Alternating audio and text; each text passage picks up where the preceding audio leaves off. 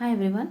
Today we will see about GM mustard because recently Genetic Engineering Appraisal Committee, in short GEAC, has approved for the environmental release of genetically engineered mustard.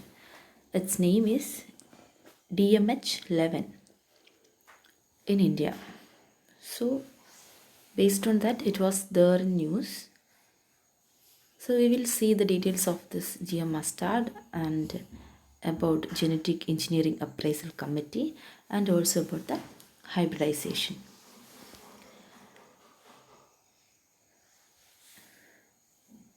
DMH-11, the expansion of DMH-11 is Dhara mustard hybrid 11. So this is the name of that particular mustard. Okay, this mustard has been developed by doing hybridization. So first let us see what is hybridization means. Hybridization actually is a process of crossbreeding between genetically dissimilar parents to produce a hybrid. Or we will say that if I have a plant, for example, I am telling you, if I have a plant A and another plant B, I will cross these two plants and will produce another plant C.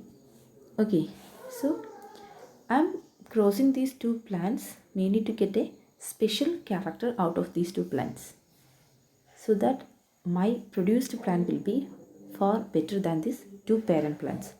So if for example this plant here A has a fruit which is bigger in size, but the number of fruits produced on this plant A is low, and plant B has smaller fruits but number of fruits bearing on this plant is larger. Okay, so I'm taking the character of bigger sized fruit from the plant A and large number of fruit bearing character from the plant B to this C. So I will introduce these two characters from these parent plants into the to produce a new plant known as C. So this C plant will be having a character that is extracted from the parents as bigger fruit with more in number. Okay, so I got a more favorable plant with more favorable characters. Okay, so this is the speciality of hybridization.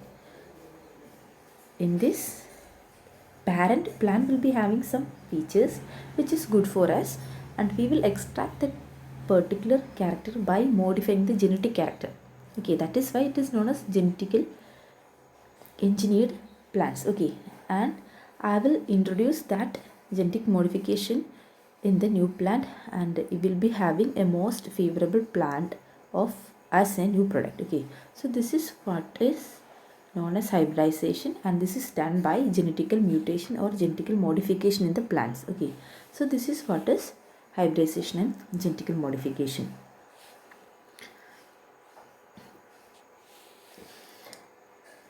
Now let us go back and see what is this genetically engineering appraisal committees. So if I'm producing a plant during using this genetical engineering, I will have to obey the rules. I cannot release that genetically modified plant or any other kind of product into the environment with my own will. I have to consult some agency or I have to obey the government rules.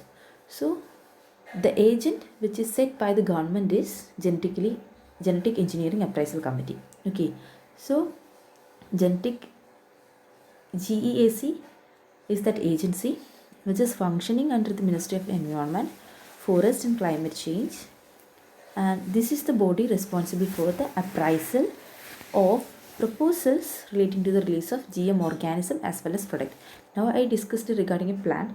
There are organism also which has got some genetical engineering processes. Okay, so both organism as well as plant products are coming under the GEAC. So this is the committee which is responsible for controlling all this kind of genetically engineered products. Okay, so GEAC controls all this kind of researches and releases into the environment.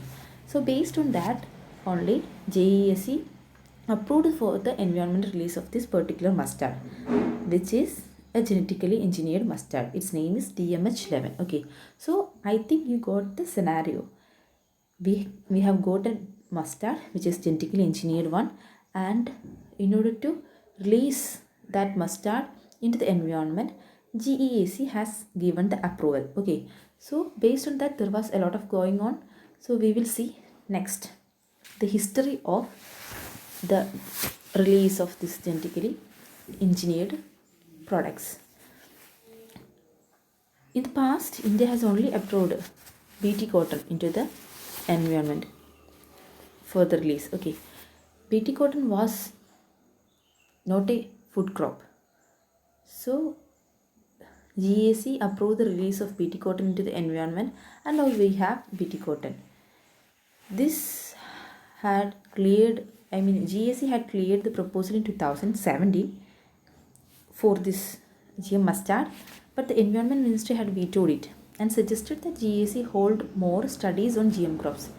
And again now GAC approved for the release of this GM mustard, and there is a lot of advantages for this genetically engineered products, and there is disadvantages because anyway this is having some changes which is not so natural, so it can create problems even though it has some positive aspects also.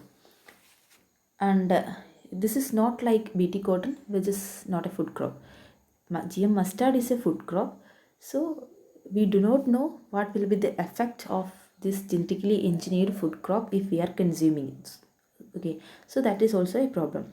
So in the history we can say that we have BT cotton now we are using, which is also a genetically engineered cotton which is very resistant to pest, so we will get more output due to less pest attack. Okay, so we have BT cotton in the history, and we will see the possible advantages as well as the disadvantages of releasing GM mustard into the environment, or for having this new genetically engineered mustard in our use.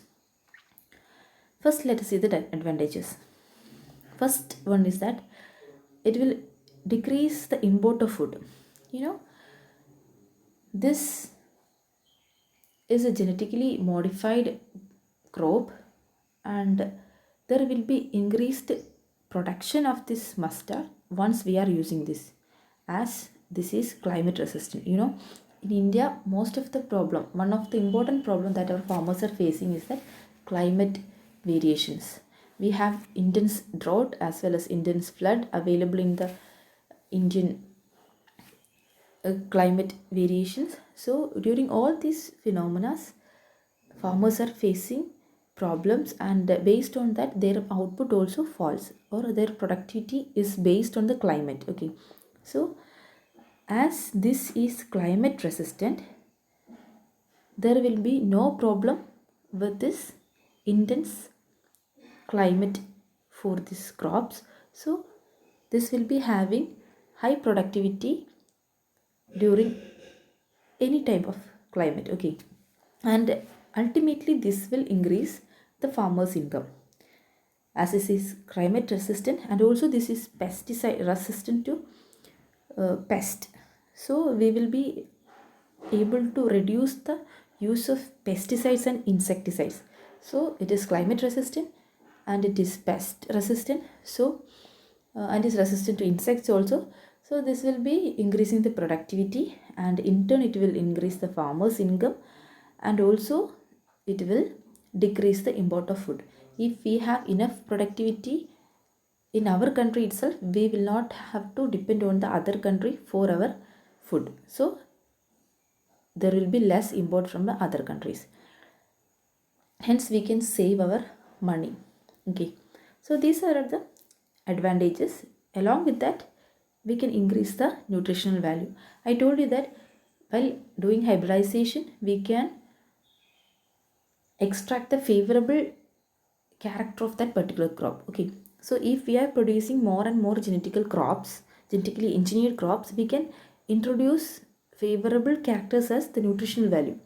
If we need a particular nutrition value in a particular product, we can modify that plant according to that, so that it will be having more nutritional value. Okay, so it can increase nutritional value also. That is also an advantage of this genetically engineered or genetically modified crops. Okay, so these all are the advantages of the GM crops. Like, it will be climate resistant, it will reduce the use of pesticides and insecticides as they are resistant to pests as well as insects. Then it will increase farmers' income, it will increase the productivity, and also we will have to less depend on the foreign import. Okay, and also it will increase the nutritional value of the food product. Okay, so these are the advantages. Next, let us see the disadvantages. I told you that it is pest resistant, but we don't know how it will be affecting the insect. Even though pests are not good for the farmers, these insects, pest pest, and also this is resistant to insect. I told you now, these insects are very important for the environment.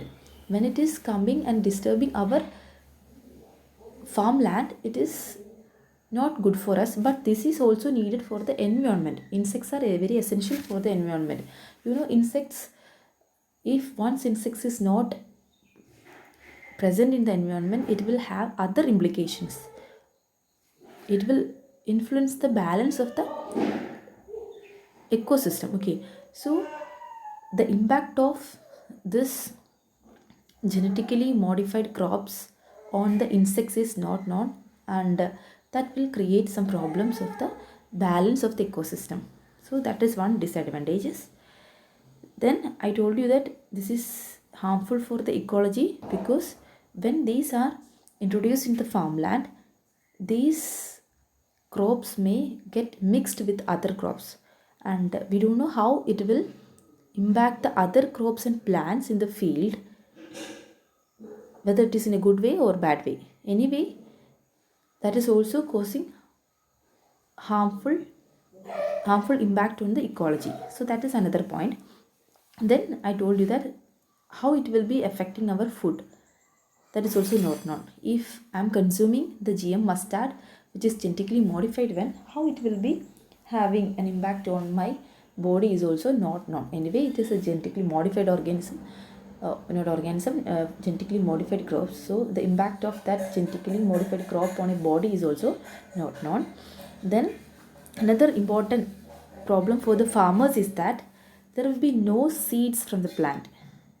So usually what we are doing in our farmland is that if we are producing a crop, for example, if we are having a mango farm, then we will be having seeds of that mango for the next crops, right? We will be using that seeds from the mango for the next season. Okay, or rice, etc. For the next season we are using that same seeds from the fruits only. But in this case, there will be no viable seeds available for us from the produced plants, because that is not that seeds will not be having that character. We will have to depend on the new seeds, that is genetically modified one, for the next crop year. Okay, so that is another problem, because farmers will have to depend on this genetically modified crops producing agency for getting the seeds. They will not be self-sufficient in producing the seeds by themselves. They will have to every time depend on this producing agency for the next crop year. Okay, so that is also another problem that will cause heavy cost for the farmers also. So these all are the disadvantages of this GM crops so far, and we will hope that there will be a lot of research will go on in the coming years also, and they will rectify or they will find some solution for these problems also, and then only they will release the genetically modified crops or food crops into the environment. So that's all about this topic. Thank you.